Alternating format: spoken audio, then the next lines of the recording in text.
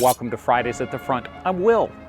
This is a collaboration between the Shenandoah Valley Battlefield Foundation and Civil War Digital Digest.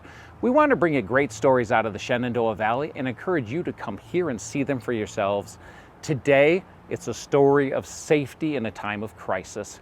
We're in the Upper Valley, and this is south. After the Shenandoah Valley campaign is going for a while, General Sheridan is successful in driving General Early back. He now turns to following his orders from General Grant.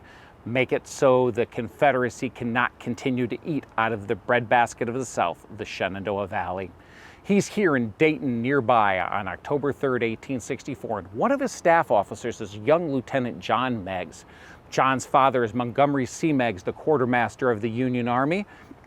John has grown up an Army brat. In fact, where I'm at in Michigan, near us is Fort Wayne, Detroit, which was formerly in Springwells Township. Young John played on this fort as his father built it. Now, after graduating from West Point himself, John is a member of General Sheridan's staff, and a general's staff is another family. On the night of the 3rd of October, John is out riding on business with two orderlies, and they run into three other mounted men. They order them to stop. It's a drizzly night, so everybody's in rain jackets, so it's not easy to see that these men are wearing Confederate uniforms. Both sides fire on each other, and Megs is killed. When word of his death gets back to Sheridan, it's told that it's bushwhackers, civilians, people in partisan and not wearing uniforms. That's not accurate, but it's what Sheridan believes, and he is incensed that a member of his military family was killed.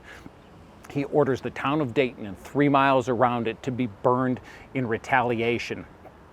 It takes a little while to get this to put into order, and during the time, Lieutenant Colonel Thomas Wilds of the 116th Ohio can't stomach the order he's been given. It doesn't work for his conscience. He sends a letter to General Sheridan asking him to rescind it. General Sheridan countermands the order, and the town of Dayton is saved. It's especially poignant because many people in this town are of the Mennonite and Brethren faith. These faiths are both pacifists. They want no part of the war. After the war, they erect a monument to Lieutenant Colonel Wilds here for his courage to act per his conscience, not just his orders. John Megs is taken to D.C., his body is, returned to his father.